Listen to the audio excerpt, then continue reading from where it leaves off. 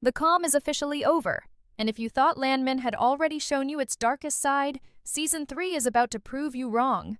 Taylor Sheridan never makes noise before he strikes, and that is exactly what makes Landman Season 3 feel so dangerous right now.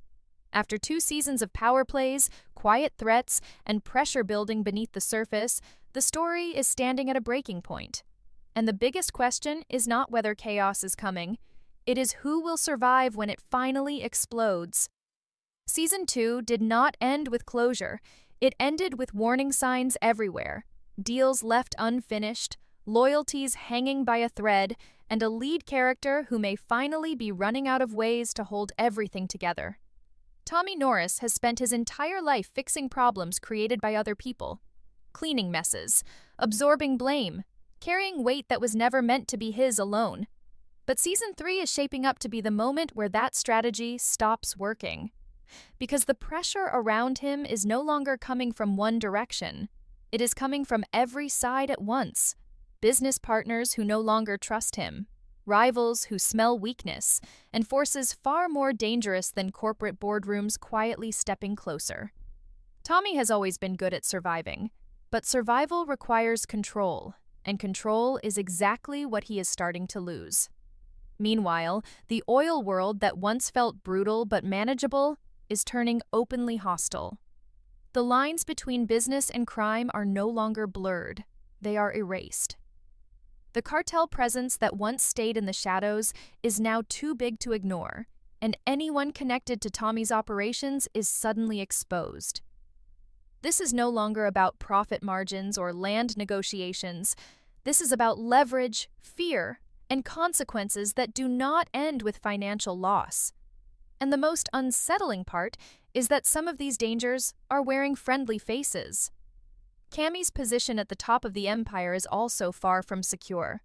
Leadership looks powerful from the outside, but Season 3 is expected to expose just how lonely and unstable that seat really is. Every decision she makes sends shockwaves through the industry, and not everyone is willing to accept her authority, especially not in a world that punishes hesitation, especially not when enemies are waiting for a single mistake. The question is not whether she will be challenged. The question is how far those challenges are willing to go. Then there is the family side of the story, the emotional battlefield that Landman never treats as secondary. Old wounds have reopened, and unresolved history is no longer staying buried. Tommy's past is no longer behind him. It is standing in the room, demanding attention.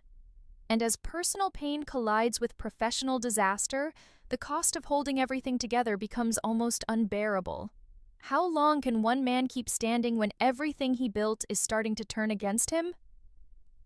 With Season 3 officially expected and the release window slowly coming into focus, fans know one thing for sure. Taylor Sheridan does not move the story forward gently. When he pushes his characters, something always breaks. And as Landman steps into its most dangerous chapter yet, the real question becomes impossible to ignore. When the pressure finally crushes down, will Tommy Norris adapt? Or will this be the season that finally destroys him? Season 3 does not just continue the story, it tightens the trap.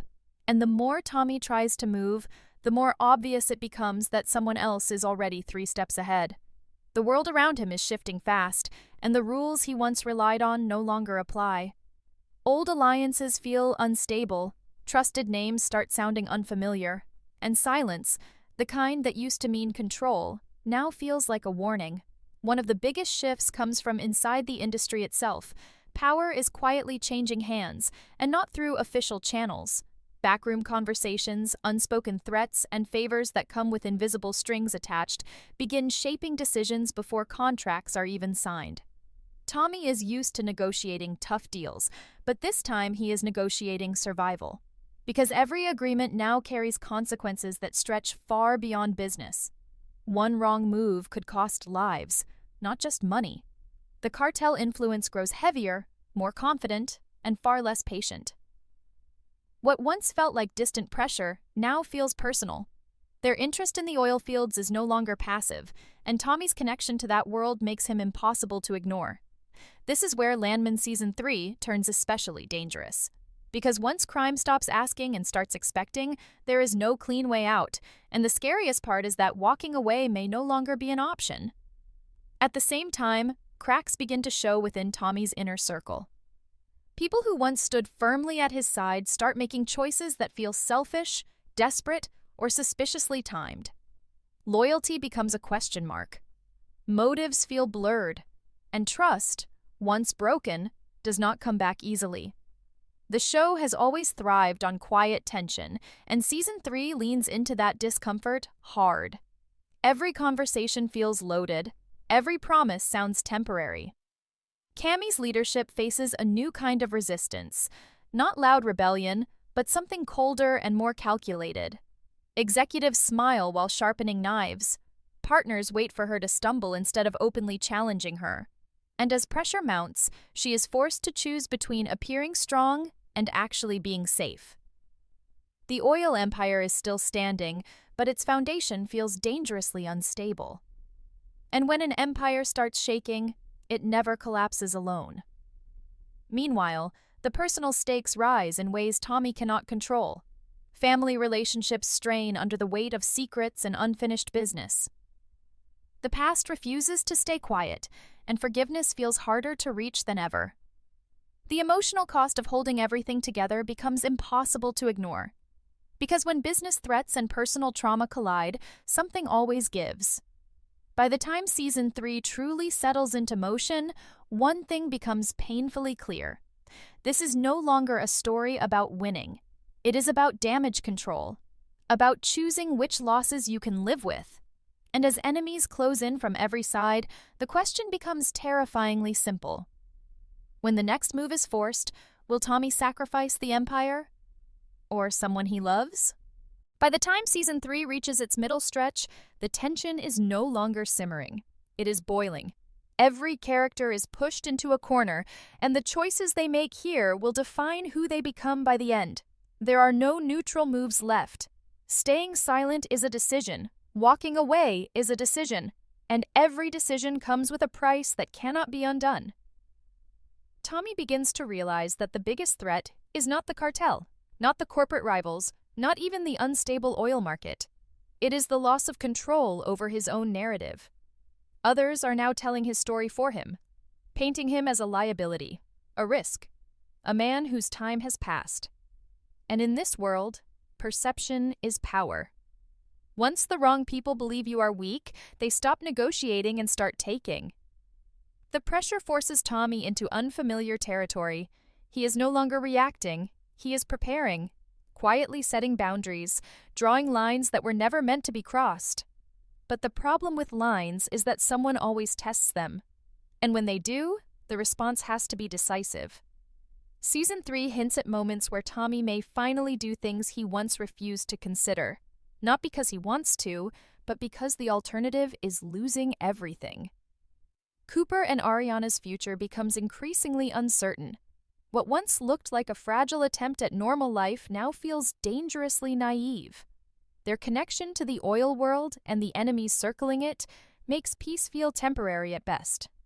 Love, in Landman, has never been protection. It has always been leverage. And Season 3 leans into that uncomfortable truth harder than ever. The question is not whether their relationship will be tested. It is whether it can survive being used as a bargaining chip. Cammie's storyline sharpens as well. Her authority is challenged not through confrontation, but through isolation. Information is withheld.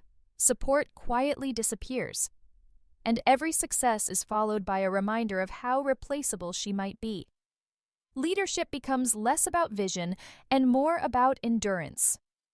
And as she fights to stay ahead, the cost of staying in power begins to mirror the cost Tommy is paying on the ground.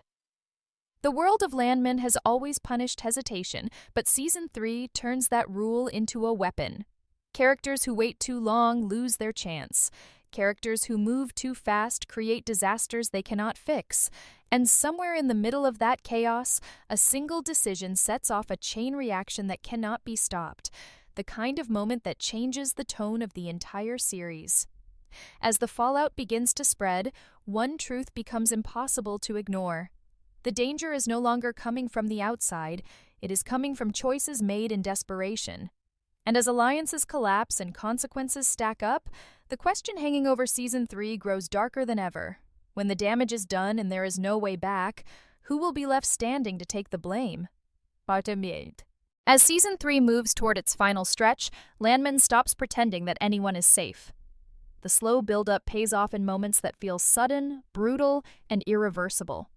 Every storyline that once felt separate begins to collide, and the result is chaos that no single character can control. This is where consequences stop being theoretical and start becoming permanent. Tommy reaches the point every Sheridan lead eventually faces. The moment where survival demands transformation. The version of him that fixed problems quietly, that carried guilt instead of retaliation, starts to disappear. Not because he wants power, but because power is the only language left that anyone seems to respect. The danger now is not just what others might do to him. It is what he might be willing to do to protect what remains of his world. The oil empire itself begins to fracture under the weight of secrets, betrayals, and rushed decisions. Deals unravel. Partnerships collapse overnight. And when money starts vanishing, panic follows close behind. This is no longer about growth or expansion, it is about containment, about preventing a total collapse that could drag everyone down with it. And in that environment, truth becomes negotiable, while loyalty becomes rare. Family tensions reach a breaking point as well.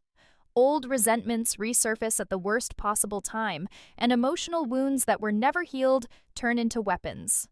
The idea of home, once a source of stability, becomes another battlefield. And when personal pain intersects with professional disaster, the damage cuts deeper than any financial loss ever could. Cammy faces a defining test of leadership, not one that can be solved with authority or strategy, but one that forces her to decide what kind of leader she truly is. Compromise may keep her position. Resistance may cost her everything.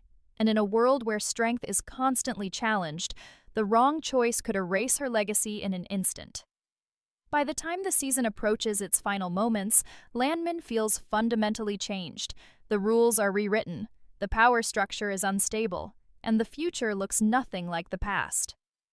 Taylor Sheridan has never been interested in neat endings, and Season 3 appears ready to leave scars instead of closure. As the dust settles and the fallout becomes clear, one question lingers heavier than all the rest. When everything finally collapses and the truth comes out, will Season 3 end with redemption, or with a price so high that no one can escape it?